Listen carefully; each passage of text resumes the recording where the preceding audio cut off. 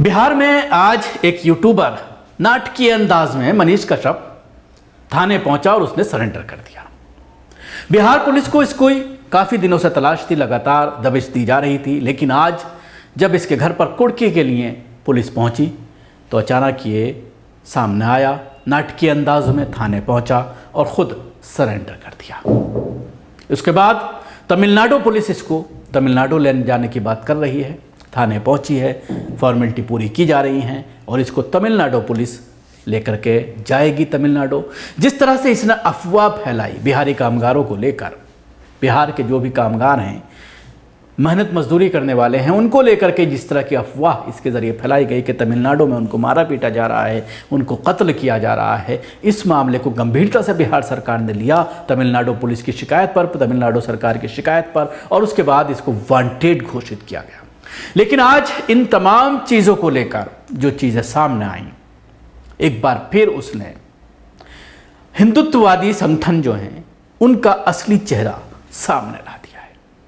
आपको याद होगा जिस तरह से जम्मू कश्मीर में एक बच्ची की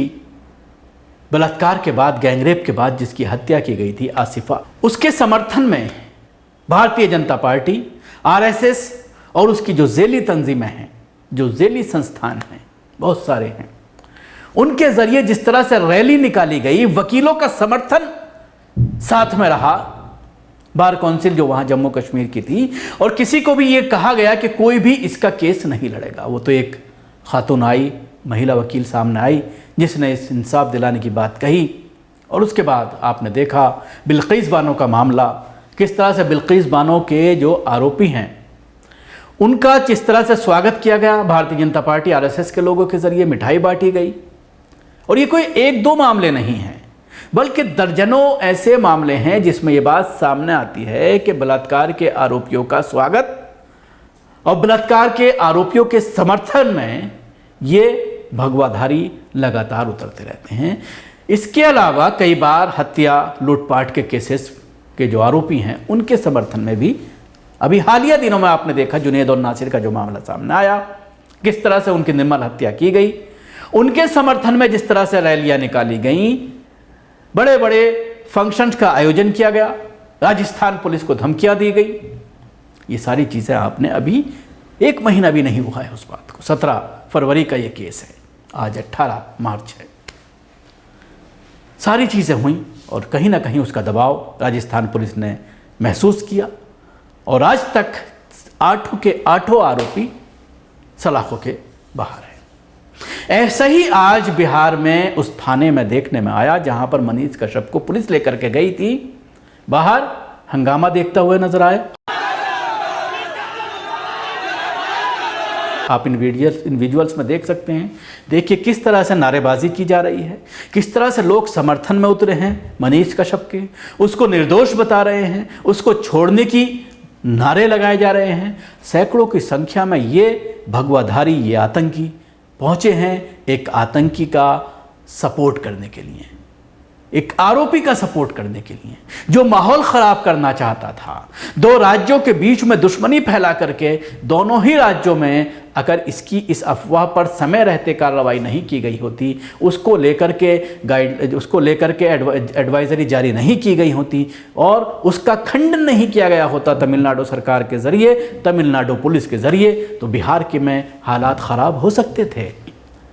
जिसका लोग बदला किसी और से लेकर के निर्दोषों की जान जा सकती थी। एक बड़ा यूट्यूबर्स है और जाहिर सी बात है जब इसके खातों की तलाश की जा रही है, जब जांच की गई तो सामने आया तकरीबन 50 लाख से ज़्यादा इसके कई बैंक अकाउंट्स में पैसा मौजूद है। इसके ऊपर और भी तरह के आरोप लगे हैं कि एक इंजेक्शन को ख़रीदने के लिए, जो 13 करोड़ का इंजेक्शन आता है, उसको ख़रीदने के लिए इसके ज़रिए अभियान चलाया गया और आज तक उस बच्ची को इंजेक्शन नहीं लगा जिसके लिए पैसे इकट्ठे किए जा रहे थे। तो इस तरह से हिंदुत्व का सहारा लेकर, एक धर्म का सहारा लेकर इस तरह के बदमाश जहन के लोग, गुंडे, भगवाधारी फ़ायदा उठाते हैं और भोले भाले लोगों को, आम जनता को बेवकूफ़ बनाकर चीट करके अपने अकाउंट में इतना पैसा इकट्ठा कर लेते हैं। जाहिर सी बात है ऐसे लोगों का समर्थन किसी भी तरह से नहीं होना चाहिए, जिसके ऊपर न सिर्फ आरोप हैं बल्कि ये साबित हो रहा है कि ये पूरी अफवाह फैलाई गई थी, माहौल ख़राब करने की कोशिश की गई थी बिहार की, और सरकार के ऊपर आरोप लगाए जा रहे थे। नीतीश कुमार और उसके साथ ही आरजेडी जो सरकार चल रही है,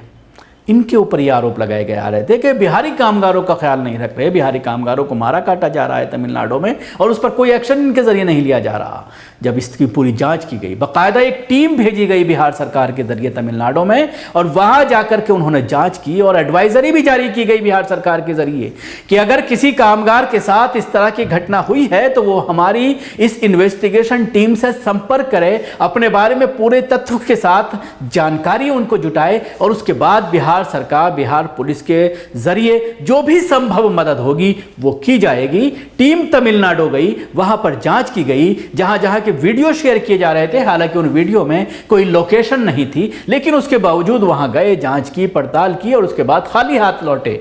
लौटने के बाद विज्ञापन दिए गए अखबारात में कि अगर किसी बिहारी के साथ इस तरह की कोई घटना घटी है तो वो इस नंबर पर संपर्क करे, हमसे बताए, हमें घटना के बारे में ब्यौरा दे, ताकि हम उसकी मदद कर पाएं, कानूनी कार्रवाई की जा सके उनके खिलाफ जिन्होंने उनके खिलाफ कोई अपराध किया है। लेकिन एक भी कंप्लेनेंट सामने नहीं आया,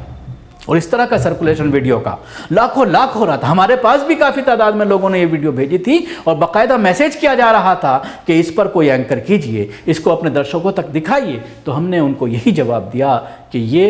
फेक वीडियोस हैं, इनकी कोई सत्यता नहीं है, ये सही नहीं है।